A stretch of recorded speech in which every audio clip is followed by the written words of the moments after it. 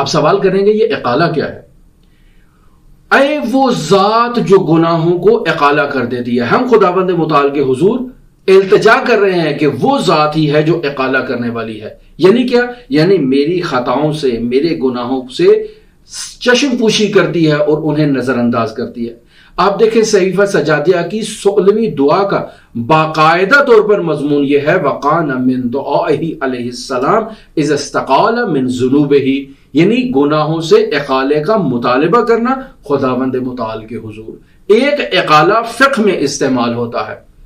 فقہ میں اقالہ کسے کہتے ہیں؟ فقہی ابواب میں اقالے کا مطلب ہے معاملے کو فسخ کرنے کی درخواست کرنا اور اس درخواست پر موافقت ظاہر کرنا. یہ ہے اقالہ. یعنی اگر کوئی معاملے کے بعد پچھتانے لگ پڑے تو خریدار سے جا کر کہتا ہے کہ میں معاملہ ختم کرنا چاہتا ہوں، خریدار بھی اسے قبول کر لیتا ہے، اسے کہتے ہیں اقالہ کرنا فقہی اصطلاح میں. مثلا ہم نے ایک گھر بیچ دیا، گھر بیچنے کے بعد جب واپس اپنے اہل و عیال کے پاس آئے تو بیوی نے کہا کہ یہ آپ نے کیا ظلم کر دیا، ہمارے پاس گھر بیچ دیا، اس کی تو ہمیں ضرورت تھی، یہ بچوں کا مستقبل تھا. تو اب خاتون خانہ کے کہنے پر میں اس معاملے سے پشیمان ہو گیا ہوں، واپس جاتا ہوں اس خریدار کے پاس. اگر وہ نیک ہوگا تو میری بات مان لے گا. میں اس سے جا کے کہتا ہوں کہ میں نے معاملہ کیا تھا، پیسے بھی تم سے لے لیے، لیکن میں پچھتا رہا ہوں، یہ اپنے پیسے واپس لے لو اور مجھے گھر میرا واپس دے دو.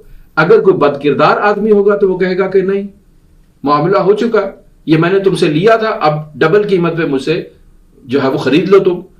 یہاں فقہی اعتبار سے وہ صحیح کر رہا ہے، لیکن اسلامی تعلیمات میں اسے ایسا نہیں کرنا چاہیے. اسلامی تعلیمات اسے کہتی ہیں کہ وہ اس کے ساتھ موافقت کرے اور راضی ہو جائے.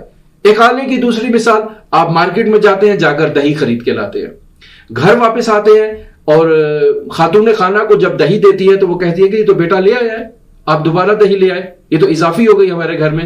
تو اب واپس اس دہی کو اٹھا کر دکان پہ جاتے ہیں اور جا کر کہتے ہیں کہ یہ میں نے دہی نہیں لینی ہے، اسے تم واپس لے لو اور میری رقم مجھے دے دو. دکاندار بھی اس دہی کو واپس فریج میں رکھ لیتا ہے اور آپ کو آپ کی رقم واپس کر دیتا ہے. یہ ہے فقہی اعتبار سے اقالہ کرنا.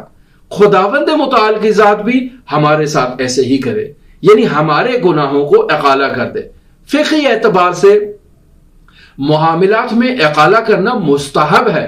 احادیث میں وارد ہوا ہے من اقال اخاہ المسلم اقالہ اللہ اثرتہ یوم القیامہ، یعنی جو بھی معاملات میں اپنے دینی بھائی کے ساتھ اقالہ کرے تو اللہ تعالی قیامت کے دن اس کے گناہوں سے اقالہ کر دے گا، ایسے جیسے اس نے گناہ کیے ہی نہیں ہیں. ہم خداوند متعال سے بھی یہی دعا کر رہے ہیں کہ اے وہ ذات ہمارے گناہوں کو اقالہ کر دے. یہ جو سلب شدہ توفیقات ہمارے سے سلب ہو چکی ہیں، یہ توفیقات واپس ہو جائیں. ایک اہم دعا یا مقیل الاثرات، اے وہ ذات جو گناہوں کو اقالہ کرتی ہے اور ان گناہوں کو نظر انداز کر دیتی ہے. بس اوقات انسان سے گناہوں کی وجہ سے توفیقات سلب ہو جاتی ہیں. ان سلب شدہ توفیقات کو واپس لینے کے لیے انسان کو چاہیے سجدے میں اور قنوت میں خداوند متعال کے حضور دعا کرے یا مقیل الاثرات، تاکہ انسان کے گناہ کی وجہ سے جو انسان کے دل پر زنگ لگ چکا ہے وہ برطرف ہو جائے، انسان کی توفیقات واپس آ جائیں. یہاں پر بھی اقالہ، اس دعا میں بھی اقالے کا لفظ استعمال ہوا ہے. اگر آپ چاہتے ہیں کہ آپ کے گناہ اقالہ ہو جائیں تو ہمیں امام سجاد علیہ آلاف التحیت والثنا سے سیکھنا ہوگا. ہمیں یہ سیکھنا ہوگا کہ خداوند متعال کے حضور گناہوں سے اقالے کا کیسے مطالبہ کریں، جو امام سجاد نے آپ کو 16ویں دعا میں سکھایا ہے. یعنی اگر ہم پچھتائیں اور توبہ کریں تو خداوند متعال ہمارے گناہوں کو ایسے اقالہ کر دے جیسے یہ تھے ہی نہیں، جیسے ہم نے گناہ کیے ہی نہیں ہیں.